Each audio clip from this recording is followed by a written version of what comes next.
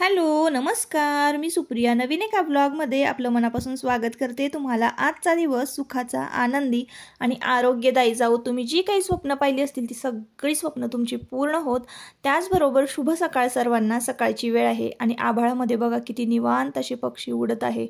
तर हे दृश्य बघायला ना खरंच सकाळी सकाळी खूप भारी वाटतं. अंगणामध्ये भरपूर अशी पक्षी आहेत आणि पक्ष्यांची किलबिलाट, पक्ष्यांची आवाज ऐकायला मला खूप आवडतं. त्या अंगणामध्ये ना कबूतर बघा गवतांवरची किडे वगैरे खात असावे कदाचित. आणि पोपट जे आहेत ना ते पोपट पण उडतात. वेगवेगळ्या प्रकारचे पक्षी ना सकाळी सकाळी बघायला मिळतात. आणि खरंच सकाळचं वातावरण जे आहे तर ते खरंच खूप अनुभवण्यासारखं असतं. एक वेगळीच प्रसन्नता सकाळच्या वातावरणामध्ये असते ताईंनो. तर जर तुम्ही कधी उशिरा उठत असाल ना तर खरंच ताईंनो अजिबात उशिरा उठू नका. 8 नंतर तर अजिबात उठूच नका तुम्ही. कारण सकाळचं जे काही वातावरण आहे ना ते खरंच आपल्या आयुष्यामध्ये आपण खूप काही मग मिस करतोय असं आपल्याला वाटतं. म्हणजे मला तरी वाटतं. म्हणून मग जर कधी चुकून जरी मला उशिरा जाग आली ना तरी खूप पश्चाताप होतो. तर असो, आज मी तुमच्याबरोबर कारल्याची रेसिपी शेअर करणार आहे. तर सुरुवातीला मी ठरवलं होतं की नको करायला रेसिपी शेअर, कारण व्हिडिओ खूप मोठा होतो. पण मी माझ्या पद्धतीनं कारलं कसं बनवते हे मी तुमच्याबरोबर आजच्या व्हिडिओमध्ये शेअर करणार आहे. तर व्हिडिओ संपूर्ण पहा. आणि खरंच गुळ शेंगदाणे घालून पौष्टिक असं रेसिपी मी तुमच्याबरोबर शेअर करणार आहे. तुम्ही कधी ही रेसिपी कुठं पाहिली आहे का मला नक्की कमेंट करून सांगा. नसेल पाहिली ना तर शेवटपर्यंत पूर्ण रेसिपी पहा. गुळ आणि शेंगदाणे हे पौष्टिक. आता गुळ तुम्हाला माहिती आहे किती आरोग्यासाठी चांगला आहे आणि शेंगदाणे, तर गुळ शेंगदाणे घालून आज मी तुम्हाला कारलं करून दाखवणार आहे. तर बघा, एक कारल्याच्या 2 फोडी करून घेतल्या, मधनं कट करून कारलं शिजवून घेतलं आणि हातावर दोन्ही हाताने दाबून मी ते कारलं पिळून घेतलेलं आहे. व्हिडिओमध्ये सुरुवातीला मी तुम्हाला दाखवलं. आता त्या पद्धतीनं कारलं पिळून घ्यायचं, कारल्यातलं सगळं पाणी काढायचं, ब्या काढायच्या आणि कारल्याची वडी तयार करायची. म्हणजे अशी चपटी वडी तयार होते दाबल्यानंतर. आणि मग कढई ठेवलेली आहे गॅसवर, 2 चमचे तेल घातलं नेहमीप्रमाणे. त्यानंतर मीडियम साईजचा एक कांदा कट करून घ्यायचा आहे. त्यानंतर कांदा भाजल्यानंतर आपल्याला त्यामध्ये हळद पावडर घालायची आहे, थोडंसं लाल तिखट घालायचं आहे. तुम्ही जे वापरत असाल ना ते लाल तिखट 1 चमचाभर घालायचं. तर लाल तिखट घातल्यानंतर आपल्याला त्यामध्ये लगेच शेंगदाण्याचा कूट घालायचा आहे. भाजलेले शेंगदाणे असावेत, थोडेसे जाडे भरडे असावेत. शेंगदाण्याचा कूट घातल्यानंतर तो कूट छान त्या कांद्याबरोबर भाजून घ्यायचा. लाल तिखट आणि हळद एवढंच पुरेसं आहे आपल्याला. आणि त्यानंतर मग कारल्याच्या फोडी ज्या पिळून घेतलेल्या आहेत त्यामध्ये घालायच्या. गूळ घालायचं. तुम्हाला प्रमाण सांगते मी. छोटी 1 वाटी शेंगदाण्याचा कूट असेल ना तर त्याच प्रमाणामध्ये आपल्याला गूळ घालायचा आहे. आणि गूळ मी छान जरा चेचून मऊसूत करून घेतलेला आहे, जेणेकरून तो पटकन विरघळेल. आणि अगदी थोडंसं पाणी आपल्याला यामध्ये घालायचं आहे. तर असं छान लपथबं आणि ग्रेव्ही, म्हणजे थोडंसं ओलसर असं ग्रेव्ही, आपण ग्रेव्ही टाईप करतो की नाही, जेणेकरून आपण भाताबरोबर खाऊ शकतो किंवा भाकरीबरोबर हे कारलं खाऊ शकतो. एकदम फोडी करून जर आपण ड्राय असं कारलं शिजवलं ना तर ते आपल्याला भाकरीबरोबर खाता येत नाही, भाताबरोबर खाता येत नाही. फक्त आपण तोंडी लावू शकतो. पण ही जी रेसिपी आहे ना तर तुम्ही एकदा नक्की माझ्या पद्धतीनं कारलं करून बघा ताईंनो. थोडंसं कडवट, गोड अशी आणि तिखट असं चव येते. मी असं म्हणणार नाही की कारलं कडू लागतच नाही, कारण बऱ्याच रेसिपीज मी बघितल्यात ना अजिबात कडू होत नाही असं असतं. पण तसं नसतं ताईंनो. हे इतकं गुणकारी आहे ना ही. तर माझ्या हातचं जे कारलं आहे ते आमच्या आहोंना खरंच खूप आवडतं. म्हणून बघा. आणि थोडीशी कोथिंबीर घातलेली आहे, थोडंसं पाणी घातलेलं आहे गुळ विरघळण्यासाठी. तर अगदी थोडंसं पाणी घालायचं, कारण गुळाचं सुद्धा पाणी सुटतं. आणि बघा किती छान अशी मटणाला मागे सारेल किंवा चिकन मटण जे आवडीनं खातात ना तर त्यांना त्या रेसिपीजला मागे सारेल अशी ही कारल्याची भाजी होती. आणि खरंच खूप छान लागते. याच्याबरोबर तुम्ही गरम गरम भाकरी, भात, चपाती काहीही खाऊ शकता. पण लय भारी लागते ताईंनो. तर तुम्ही एकदा नक्की करून बघा. छान कारल्याच्या फोडीसुद्धा असतात आणि त्या फोडी थोड्याशा एकदम थोड्या कमी प्रमाणात कडू लागतात, इतकं पण लागत नाही. आणि सुरुवातीला तुम्ही जर कारलं खाल्लं ना तर तुम्हाला पहिला घास जो आहे ना तो कडूच लागणार आहे. आणि नंतर मग ते तुम्ही जसं जसं खात जाल ना तसं तसं अजिबात तुम्हाला कडू लागत नाही. मी स्वतः कारलं खाल्लेलं आहे त्यामुळे सांगते. तिखट, गोड, कडू अशी त्याची टेस्ट आहे.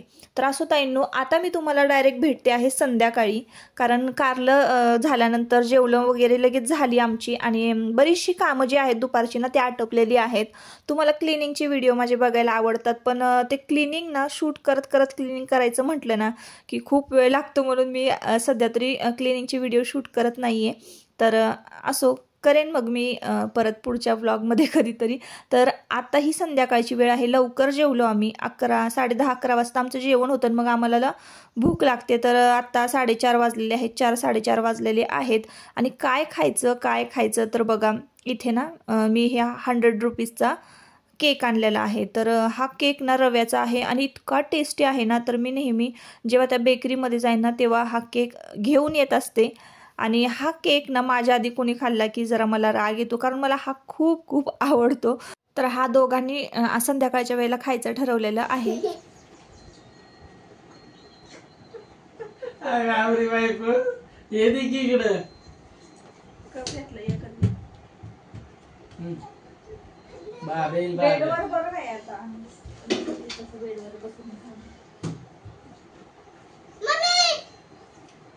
टेबल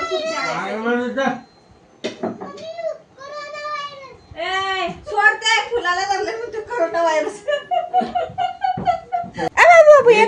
एकच दे पप्पाला केक. काय आहे तो? Corona virus. असा असतो का? हो. तू बघितलंयस का तरी? हो, बघितलं पण. नाही, तुझा जन्म झाला होता ना तेव्हा होता कोरोना व्हायरस. असा दिसत होता का? कशात बघितलं? सोडते फुलाला तू. भीती वाटते. अच्छा, कशाची भीती वाटते? कोरोना. हा कोरोना व्हायरस आहे का? काय रे देवा. चल, झाडांना पाणी नाही सुकलेत बघ झाड. चले पप्पा केक खाईल. हा थांब, एकच कुठला तरी घ्यायचा. थांब, आणि ते पण खाली बसून डिश मध्ये. नाही, माझा केक आहे, तोय माझा आहे माझा आहे. ठेवतो पाण्यात. काय केलं सांग. मी पाणी घ्यायला गेल्यानंतर बघा केक असा खाल्लेला आहे आणि असा लावून ठेवलेला आहे. म्हणजे माझ्या बरोबर चिटिंग झालेली आहे. नाही, पप्पाला नाही द्यायचं. जिमनॅस्टिकला नाही जायचं. दिला ना मला. तुम्ही लक्षात ठेवा, हा केक खाल्ला ना लक्षात ठेवा. मी तू काय चिडती? नाही केक असं कसं असतं. आम्हाला बारके तुकडे ठेवले तर मग जेवढ्या अकाउंट मध्ये पैसे ना तेवढ्या सगळ्या पैशाचा केक घेऊन येईल. बघा तुम्ही.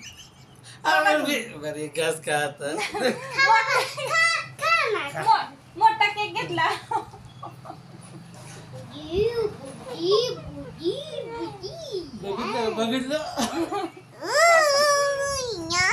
मला आवडतो म्हणून मी केक घेतलेला.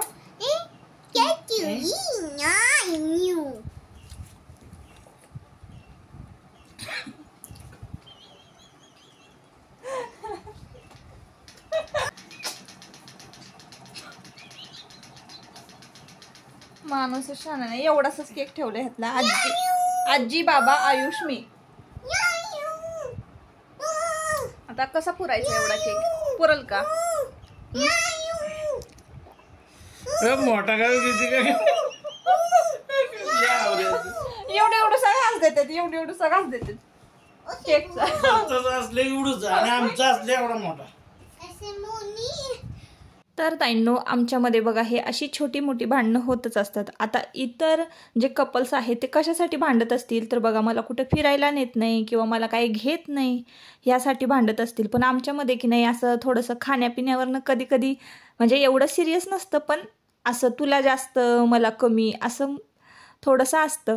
तर असंच म्हणजे जी गोष्ट ज्या माणसाला जास्त आवडते ना, तर त्या माणसाला त्या गोष्टीसाठी म्हणजे आता मला केक आवडतो तसं त्यांना मटण आवडतं, तर असं लिमिटेडच वाढलं जातं. जी गोष्ट ज्या माणसाला घरामध्ये जास्त आवडेल ना आमच्या, तर त्याच माणसाला स्पेशली ती गोष्ट कमी मिळत असते असं असतं. त्यामुळे मग घरामध्ये भांडणं होतात आणि जास्त करून त्यांच्यात आणि माझ्यात किंवा माझ्यात आणि मुलांच्यात असं होतं. पण मी ही फिक्स आहे ठरलेली, भांडणं खाण्यासाठी भांडणं होतात. आता खायला तरी काही कमी आहे का, पण तरीसुद्धा असतं एक मज्जा किंवा असंच टाईमपास होतो दुपारचा. उन्हाळ्याच्या दिवसामध्ये अशी छान छान पदार्थ केले जातात, जसं की मी आता बघा तुमच्याबरोबर पुढच्या नेक्स्ट ब्लॉगमध्ये तशीच रेसिपी एक छानशी शेअर करणार आहे. तर असं जर काही स्पेशल खाण्यापिण्याचं असेल ना, तर ते तुला कमी मला जास्त असं होतच असतं. तर भावाभावांमध्ये भांडणं होतात किंवा आमच्या दोघांमध्ये होतात किंवा माझ्यामध्ये आणि मुलांमध्ये भांडणं होतात असं असतं.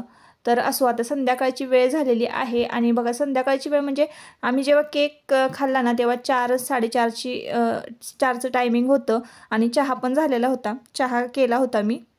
आता संध्याकाळची वेळ झालेली आहे म्हणजे बघा 6 वाजत आलेले आहे आणि अंधार काय लवकर पडत नाही. जसं की आता संक्रांत झाली आहे तर तिळातिळानं दिवसामध्ये वाढ होत असते, म्हणजे दिवस मोठा आणि रात्र लहान असं होतं. तर कपडे जे काही वाळत घातलेले होते ना ते सगळे मी घडी घालून घरामध्ये आणलेले आहेत आणि तिथल्या तिथं लगेच घडी घातले की नाही, म्हणजे जिथे आपण वाळत घालतो दोरीवर तिथल्या तिथं लगेच घडी घातले ना की मग लगेच ज्याचे त्याचे कपडे जे आहेत ते सेपरेट घडी घालायचे आणि ज्याचे त्याच्या खणामध्ये ठेवून द्यायचे, म्हणजे मग पसाराही जास्त होत नाही. आणि उन्हाळी दिवसामध्ये ना कपडे लगेच वाळतात. तुम्ही हाताने जरी पिळून कपडे वाळत घातले ना तरी 1 तासाच्या आत तुमचे कपडे वाळतात आणि मशीनमधले तर एक 15-20 मिनिटातच कपडे वाळतात.